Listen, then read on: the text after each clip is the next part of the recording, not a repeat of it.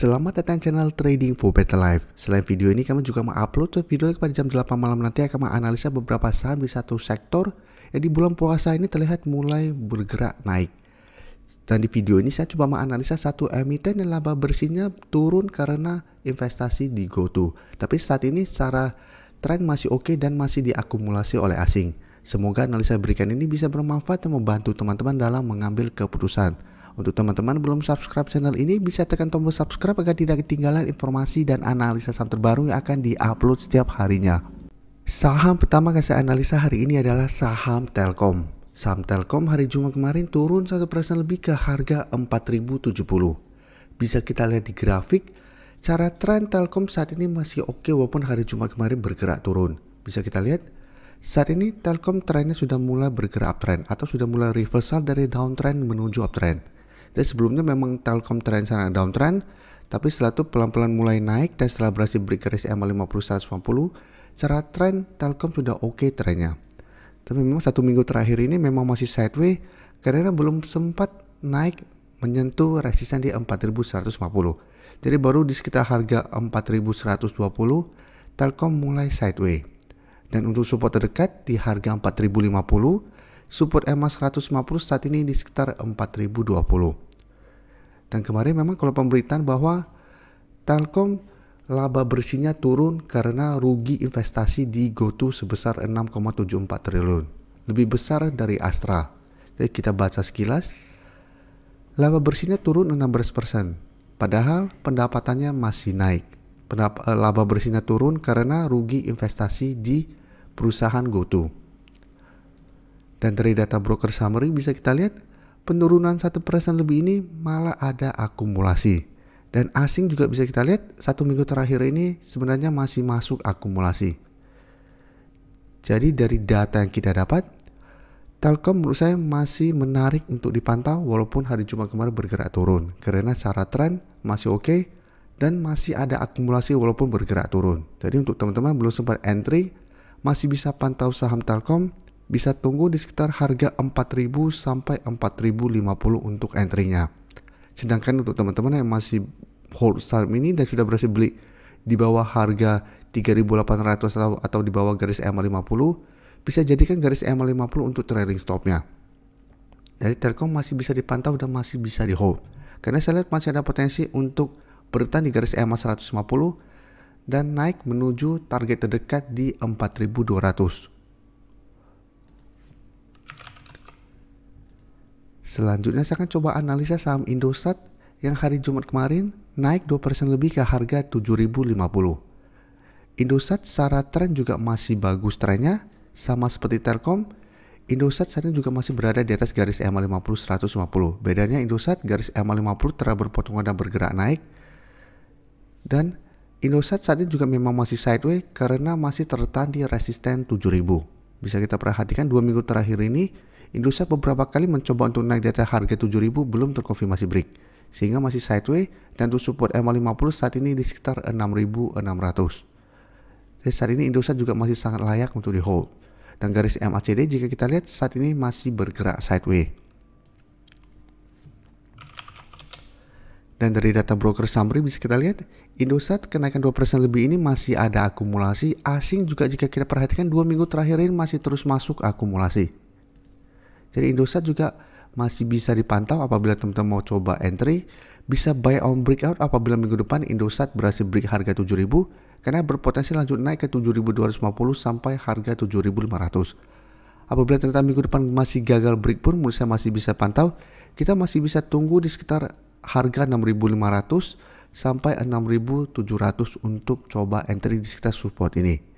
Karena memang cara tren walaupun saat ini sideways, secara tren jangka menengah, tren Indosat masih uptrend dan masih layak untuk dipantau.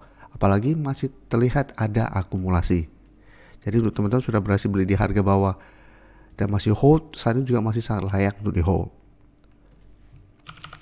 Sekarang saya akan coba analisa saham BBNI yang hari Jumat kemarin naik lumayan tinggi 4% lebih ke harga 9.625. Secara tren juga bisa kita lihat, sebelumnya BBNI sempat berada di bawah garis EMA 50-150 tapi satu minggu ini berhasil naik kembali di atas kedua garis EMA dan kenaikan hari Jumat kemarin membuat BBNI saat ini kembali mengetes resisten kuat di 9.650. Jika kita perhatikan, resisten ini beberapa kali menahan kenaikan dari saham BBNI. Jadi belum sempat BBNI break harga 9.625 dan naik menuju harga 10.000 atau resisten psikologis 10.000. Jadi belum sempat menyentuh target harga ini karena tertahan di harga 9.650. Tapi secara tren BBNI saat ini masih oke, dan garis MACD juga saat ini masih bergerak naik. Dan dari data broker summary bisa kita lihat kenaikan 4% lebih ini masih ada akumulasi asing juga jika kita perhatikan hari Jumat kemarin masuk dengan jumlah besar. Jadi secara tren sebenarnya BBNI masih bagus trennya, masih ada akumulasi besar sehingga memang potensi untuk break resisten di 9.650 masih besar dan masih ada potensi lanjut naik menuju harga 10.000. Tapi harus teman-teman perhatikan, hari Selasa adalah ex-date dividennya. Sama seperti BBRI yang baru kemarin saya bahas, BBRI terkena dividen trap dan pada saat ex-date bergerak turun. Jadi harus hati-hati, hari Selasa ada potensi BBNI juga terkena dividen trap. Dan di video ini saya coba jelaskan, karena pada video BBRI kemarin ada beberapa teman-teman viewer yang menurut saya salah persepsi tentang ex-dividen. Ada yang berkomentar bahwa kenapa pada ex-dividen banyak yang jual padahal mereka tidak mendapatkan dividen. Ini pengertian yang salah. Ex-dividen berarti apabila kita jual pada tanggal ex-date, teman-teman masih mendapatkan dividen. Jadi contohnya untuk BBNI, tanggal 28 Maret itu ex-date. Berarti apabila teman-teman masih hold sampai tanggal penutupan 27 Maret, tanggal 28 teman-teman jual, teman-teman masih mendapatkan dividen. Karena itu disebut dividen trap. Setelah mendapatkan dividen, keesokan harinya langsung dijual. Walaupun dijual, dividen tetap dapat. Jadi contohnya, apabila teman-teman sudah berhasil beli di sekitar 8.800 dan ternyata pada tanggal 27 atau hari Senin masih lanjut naik ke 9.800, pada Selasa walaupun turun ke kita anggap 9.500 pun teman-teman jual, teman-teman masih bisa dapat capital gain dan masih bisa dapat dividen. Karena itu disebut dividen trap. Yang jadi masalah, banyak yang contoh FOMO untuk mengejar di harga atas. Contoh sekarang harga di sekitar 9.650, hari Senin masih lanjut naik, teman-teman FOMO ikutan entry, tiba-tiba hari Selasa terkena dividen trap dan mungkin lanjut naik ke hari Rabu. Teman-teman bukannya dapat capital gain, teman-teman akan loss walaupun dapat dividen. Jadi ini hanya sekilas penjelasan tentang dividen. Jadi mungkin masih banyak yang bingung tentang ex-date-nya.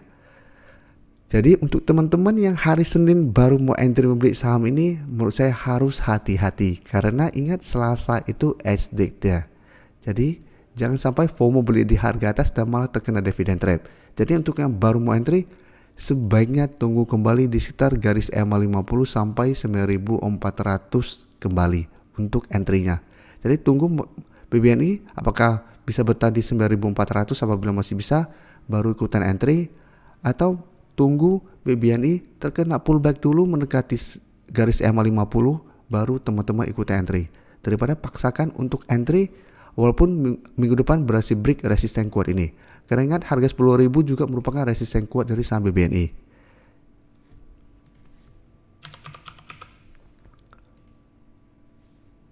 Selanjutnya saya akan coba update saham Kalbe. Bisa kita lihat Kalbe hari Jumat kemarin turun 3% lebih ke harga 2.130. Jadi Kalbe juga sama, sebelumnya berada di bawah garis EMA 50, satu minggu ini berhasil naik di atas garis EMA 50 dan hari Jumat sempat menyentuh resisten di 2.350. Jadi sama seperti posisi sini pada Februari awal sempat mengetes resisten 2.350, gagal break, turun kembali. Ini juga sama, hari Jumat sempat naik tinggi, langsung pada pembukaan langsung berada di resisten. Ternyata pada saat penutupan kembali di garis EMA 50. Jadi saat ini Kalbe walaupun turun dengan candle yang merah seperti ini, secara tren Kalbe masih bagus trennya. Karena bisa kita lihat masih sangat uptrend untuk tren jangka menengah. Dan saat ini masih berada di sekitar support EMA 50. Dan di bawahnya sebenarnya masih ada support EMA 150 di sekitar 2020. Jadi KLB apabila teman-teman sudah berhasil beli di bawah harga 1850, selama masih kuat di harga 2000, menurut saya KLB masih sangat layak untuk di hold untuk tren jangka menengah. Dan jika kita perhatikan di sini, penurunan 3% lebih ini tidak ada akumulasi maupun distribusi. Jadi penurunan ini tidak ada distribusi.